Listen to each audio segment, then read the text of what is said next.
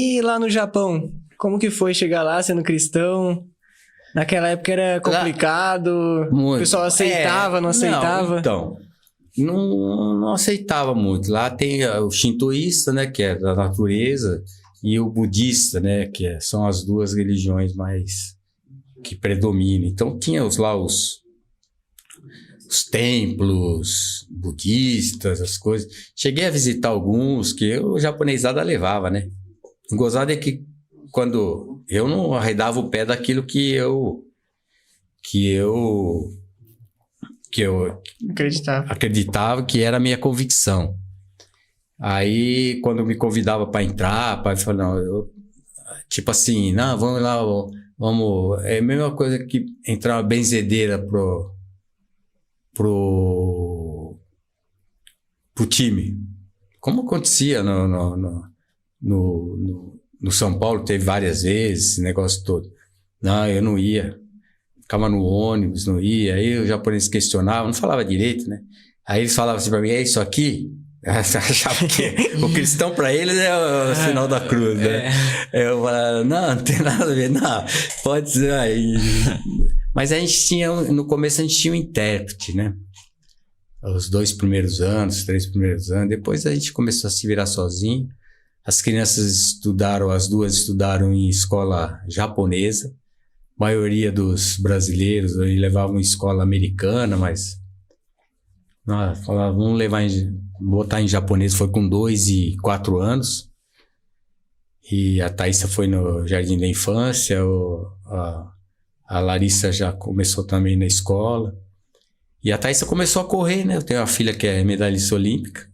Começou a correr lá no Japão, e isso aí, para ela, foi uma coisa sensacional. E quando nós voltamos pro Brasil, as duas só conversavam em japonês.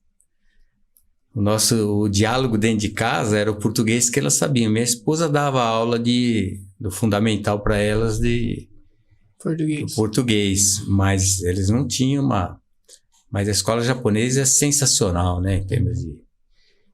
Aí voltamos para o Brasil, elas foram para o Porto Seguro, chegamos em outubro, ficaram 3 meses de experiência, foram bem, acabaram uma se formando em administração, a outra se formou em educação física, Thaísa deu continuidade ao atletismo. E eu me confrontei várias vezes com um monte de situações também, por isso que foi uma surpresa muito grande isso que aconteceu comigo em relação à minha conversão, né? Quando se falava de conversão, você falava assim, mas isso não existe, né? Isso é uma coisa que não é assim, eu vou me converter. Eu falava, mas eu não quero. Né? Eu falava assim, eu não tô afim. Às vezes, mesmo você querendo, não é assim que funciona, não, eu vou...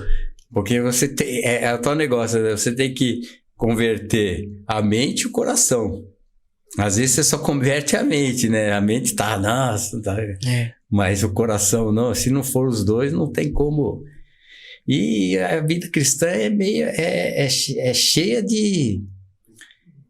É complicada, né? Às vezes, como às vezes eu ouvia falar algumas pessoas falarem assim, nossa, você aceita Jesus que a sua vida vai ser uma maravilha, que entrega para ele que ele vai resolver todos os seus problemas, toda coisa. Não é bem assim, né? É cheia tem que trabalhar, cara. É a mente, é a oração, é o compartilhar, a vida cristã é cheia de situações, né? Você viveu isso na prática, né? Na prática. Às vezes tem até mais lutas, né? Que a do mundo. Muito mais lutas. Cara, eu acho que tem que ter, porque, na verdade, se a gente for analisar, são as lutas que fazem a gente crescer. Né? Em todos os sentidos. Agora, você tem luta que faz você crescer, mas longe de Deus, mas não te preenche. Porque você não sabe o que está acontecendo. Às vezes o cara fala, não, estou passando por essa luta, por uma doença, passei tal. Agora, Com Jesus é uma forma diferente. Você tá tendo a luta, mas você tá acreditando que tem alguém no controle. Né? Eu falo assim, não, eu tô passando por isso, mas tem alguém no controle. Tem um motivo, né?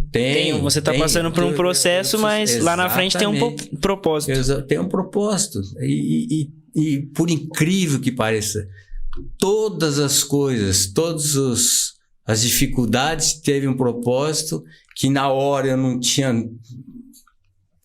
não sabia o porquê, né? Não entendia nada, que de repente fala, putz, se não tivesse acontecido isso, essas dificuldades, não estaria hoje dessa forma, né? Sim. Então essas coisas aí são muito importantes. E tem coisas que vão acontecer, ou que vão acontecer e que a gente nunca vai ficar sabendo, né? Mas o importante é que a gente sabe quem está no controle, cara. Isso aí. Eu tive muitas experiências, até mesmo na época, antes de conhecer a Lu, com o negócio de espiritismo, sabe? Mas experiências negativas, que até Deus trabalhando na minha vida vai falar, não, você lá na frente você vai ser meu.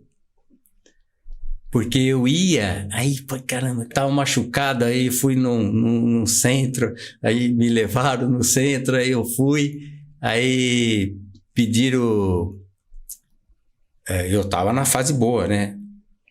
Todo mundo era conhecido na época. E aí o pai de santo lá não sabia qual que era, quem eu era, não sabia o que eu tinha, né, tal. Aí começaram a me atender durante o dia, né? Aí eu fiquei muito desconfiado, algumas coisas que não cabia, passaram de uma contusão, não havia nada, aquela conversa de querer adivinhar, e conversava primeiro com a filha, depois a mãe vinha, aí contava tudo a mesma coisa, falei, caramba, tem uma coisa errada. Então são situações que acho que depende daquilo que você acredita, mas hoje eu vejo que Deus me deu um entendimento de algumas coisas que hoje eu sei por que ele quis, né? Ele quis um dia que eu fosse dele, né? Até eu tava vendo